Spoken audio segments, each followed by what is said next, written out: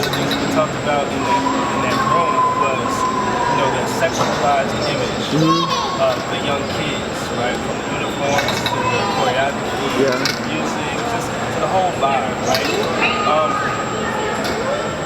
you think the cheer is like moving in a good direction with that, or how do you think they're handling, that over-sexualized perception, like sort of gearing these girls and these young boys into like premature sexual images of themselves? I definitely think the younger athletes are getting pressurized by the sexualization because it's not their fault that older people have an issue with that kind of thing. I mean, nowadays junior teams can't have crop tops, or you can't walk around certain competitions without your whole body being covered, and it's not necessarily their fault. I definitely think cheerleading is going in the right direction as far as protecting the athletes and making sure that everyone is safe. So that's what's most important to me, because with what happened with the whole USA gymnastics scandal, and just the sexualization of the young kids and the Jeff Epstein, I definitely think that the cheerleading industry is doing everything that it can to prevent things like that from happening and to protect young athletes, which is what's most important. And then so specifically, what responsibility do you think the coaches and the parents have to protect those kids when they're on the mat or off the mat, when they're kind of in the where's that line? I would definitely say to protect their kids, to always have an eye out for them, and just to, even if the coaches and parents aren't always around their kids, to teach them and engrave in their brain the do's and don'ts, and tell them about the red flags. Like, if you see someone doing this, make sure you're not by them, or make sure you're always keeping an eye out everywhere you go and be aware of your surroundings. I think that's what your responsibility is as a coach and as a parent, is to really just teach your kids to be mindful of those dangerous things, not to scare them or anything, but they need to be mindful about what's going on in the world, for sure. You touched on that you think that cheers doing a good job at progressing as far as protecting that sexual innocence, I'll say. But looking at cheerleading as a whole as an industry, how do you feel about the place it's in? There's room for growth. It's definitely headed in the right direction. For instance, USA staff has a ban list, so for coaches and athletes above 18, you have to get a background check in order to be certified. And if you don't pass that background check, so say if you have any allegation towards you, then you get put on a list and you're not eligible to coach, you're not eligible to go backstage, or even eligible to enter the competition. So your name is constantly, if you have an allegation or anything against you from that background check, you can't do anything. And so I think that's what they're doing to protect the kids in our sport. So one of the things that was very intriguing to me as I was doing that YouTube series for Cheer Factory was showing the viewers the practice room. Because it's so mystified unless you've got that credential to know what's back there, what goes on back there, right? It can be a very intimidating place, right? So my question is kind of two-part. Have you ever been intimidated by another team or cheerleader in the practice room? And then how did you overcome that in the tunnel before you walk out on the mat? Because I know once the lights come on, it's, lights and music, that's a different story. Yeah. But from the practice room to walk into that tunnel and sitting back there and you watching this team here, you kind of peek when you're watching. Take us through your process of how you overcome that intimidation from the practice room to the tunnel. So what my coaches and what my teammates always have taught me and always say is that don't watch the other teams when you're in the practice room, because you can't win warm-ups. You can't win warm-ups. And so while I've had the worst warm-up of my life, followed by the best performance of my life, so the warm-up doesn't define the performance. As long as you stay calm, trust your teammates, trust yourself, that's basically how you get over that the fear from the warm-up room to the backstage, because the walk from the warm room to the backstage is terrifying, and at that point you can't focus on anyone else but yourself, because at the end of the day that's all you can control, and so that's just the biggest thing from that.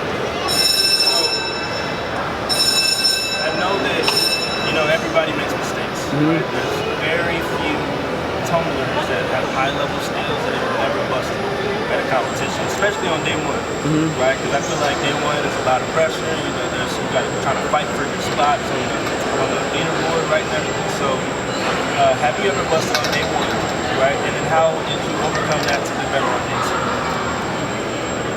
If I'm being honest, I can't remember the last time I busted. I know people who have busted.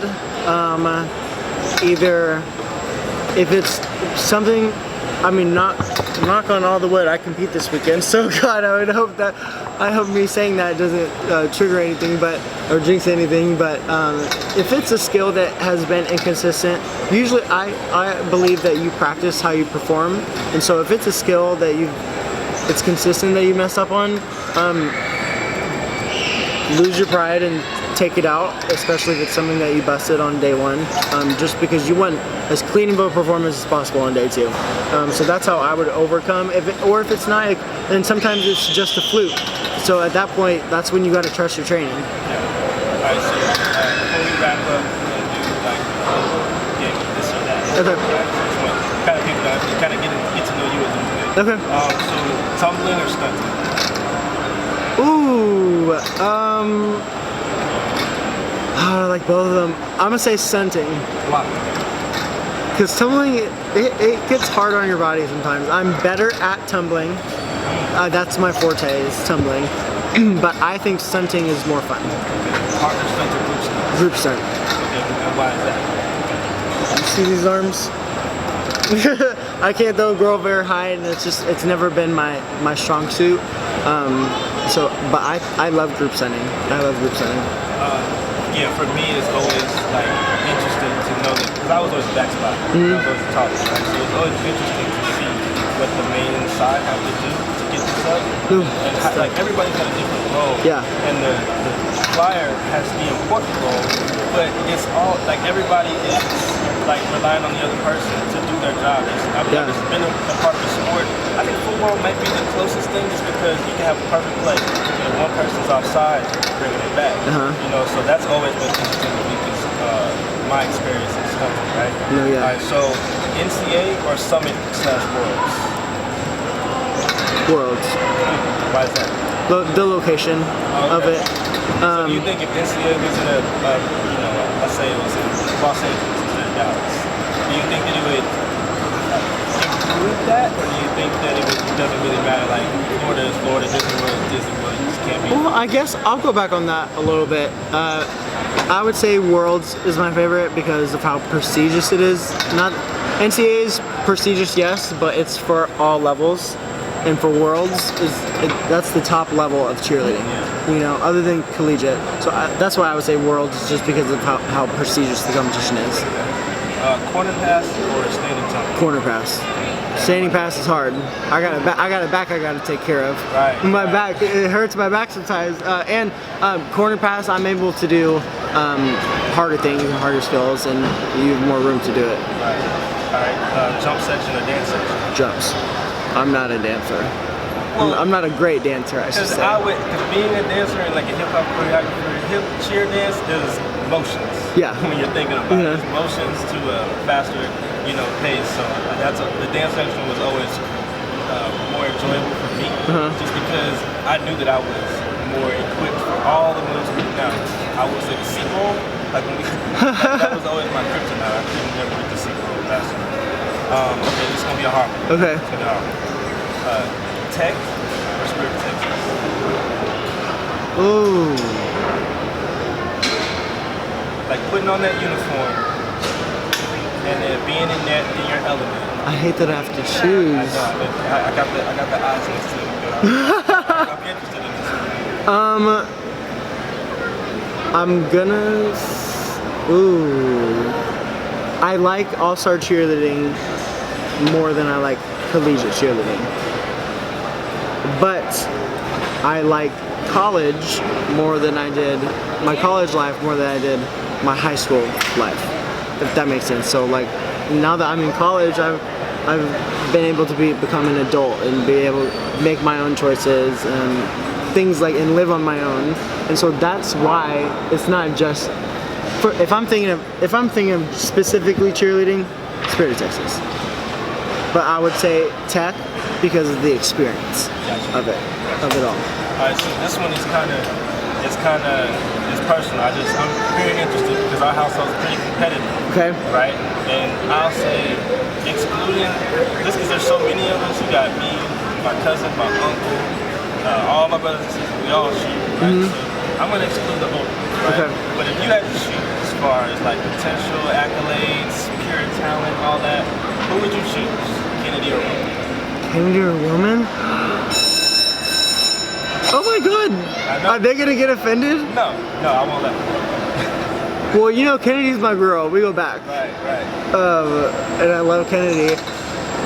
I'm gonna say Roman because he's right now he's double teaming. He's on a junior team and he's on the world's team, and I can relate to that because I competed at Summit and I competed at Worlds on Spirit. So I'm gonna say Roman just because I can relate to him a little bit more. The last one, morning practice or afternoon? Afternoon practice, for sure. I'm not a morning person, so I'm definitely my best after 10 a.m.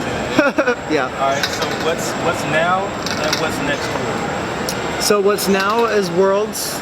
It was so sudden that I got to be on the team. What's next is preparing for my senior year in college, and then after that, finding a job. I want to cheer, so I just see what location is best for me in that aspect. So yeah, now I get to compete for the first time in All-Star for 3 years, and then next is definitely just preparing for summer camps over the summer and my senior year in college. And then lastly, we really appreciate your time. We appreciate you. Things are moving. Yeah, of course. Right? For you to take your time out and talk to us. This capacity is really special, man. So do you have any words of encouragement, just well wishes for Silent Fury and my dad in particular as they step into this new journey? Yeah, Angelo, I love you. I love your family. Mickey, I love you. I love all of you guys. If you're part of Silent Fury, you're lucky. Trust the process, trust the coaches. Overall, just have fun with it. It's gonna be a great experience for sure.